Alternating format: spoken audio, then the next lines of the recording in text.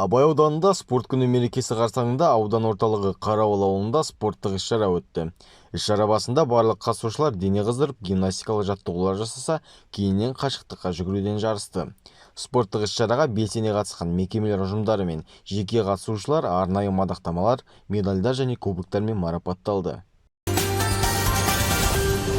Карастель ауылында Қазақстан Республикасының шекара қызметінің 30 жылдығына арналған шағын футболдан турнир ұйымдастырылды. Қорытынды бойынша бірінші орынды Карастель ауылының командасы, екінші орынды Қызыл ауыл шекарасының қызметшілері, үшінші орынды Карастель ауылының жастар командасы иеленді. Қатысушылар кубокпен және ақшалай сыйлықтармен марапатталды.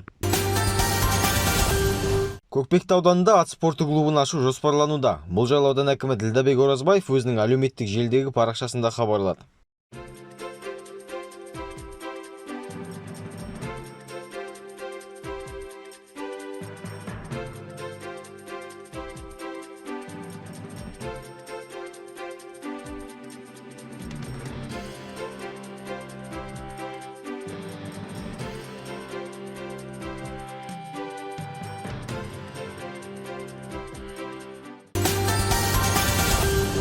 Қалбат ауылындағы Қабанбай көшесінің жалпы ұзындығы 2500 шаршы метрге жуық жолды жөндеу жұмыстары басталды.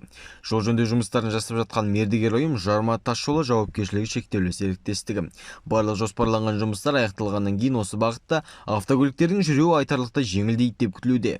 Айта кетсек, бұдан бұрын ауылдағы Достық көшесіне орташа жөндеу жұмыстары қолға алынған болатын. Бұл учаскедегі жұмыстар қаржыландырудың кешігуіне байланысты уақытша тоқтап тұр. Алдағы аптада жұмыстар жалғасын таппақ.